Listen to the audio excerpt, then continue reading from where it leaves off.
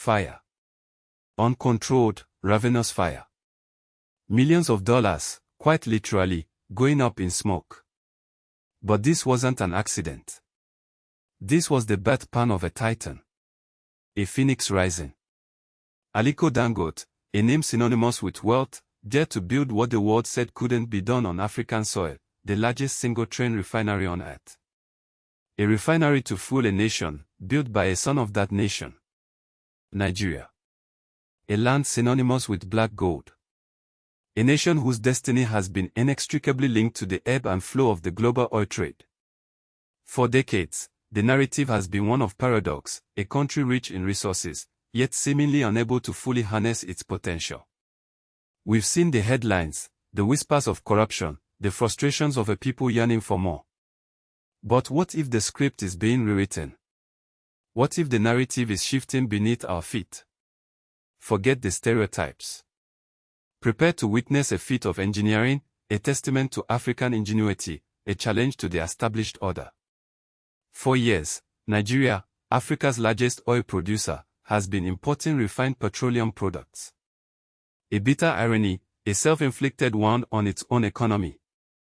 The country spent billions of dollars annually on importing fuel, a dependence that stifled growth and fueled economic instability.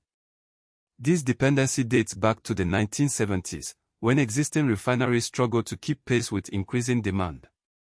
But now, the game is changing. Enter Aliko Dangote. A name that resonates across the continent. A businessman, a visionary, and a builder. He envisioned something bolder, something bigger, something truly transformative. A project that would not only address Nigeria's fuel needs but would also propel the nation towards self-sufficiency and regional power. What you are looking at is more than just a refinery. It's a monument. Spread across 2,500 hectares of land in Lagos, it's a giant. Its single crude distillation unit boasts a staggering capacity of 650,000 barrels per day, making it the largest single-train refinery on the face of the earth. That is enough to satisfy all of Nigeria's refined petroleum product requirements and still leave a surplus for export. A surplus that could reshape the energy landscape of West Africa, and potentially even beyond. But here's where things get truly interesting. The entire project, conceived, funded, and driven to completion, was spearheaded by an African. Wait, what? We've painted a picture of ambition, of audacious engineering. But beyond the steel and concrete, beyond the sheer scale of Dangote's refinery, lies a crucial question: why does this matter? Why should the world, and indeed Nigerians themselves, pay attention? The answer, quite simply, is a revolution. A quiet, determined revolution brewing beneath the surface of global economics. For decades, Nigeria has been viewed through a specific lens, one often clouded by narratives of resource curse and unfulfilled potential. But that lens is about to shatter.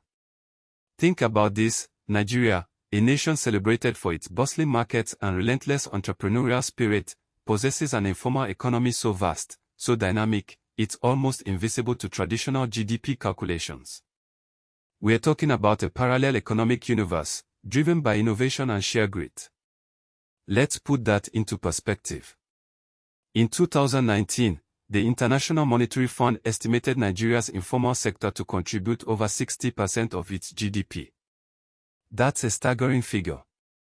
Now, consider this: if we were to accurately measure and account for Nigeria's informal economy alone, factoring in its true size and the sheer volume of transactions that flow through it daily.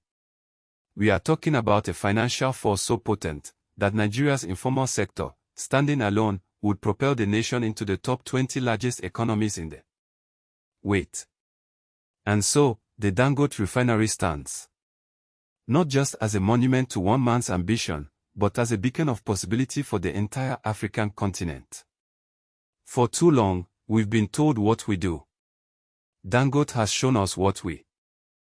This isn't simply about oil, it's about economic sovereignty. It's about creating jobs, building industries, and controlling our own destiny. It's about inspiring the next generation of African entrepreneurs, scientists, and engineers to dream bigger than ever before. If you're interested in building your own story, your own dream, check out our creator kit at pornoafric.com/shop.html. It's packed with everything you need to get started. This refinery represents a shift, a turning of the tide. But the question remains, did the narrative, the story sold to us about Africa's potential, hide the truth of what we are truly capable of? What do you think? Did they hide the truth? Think in face.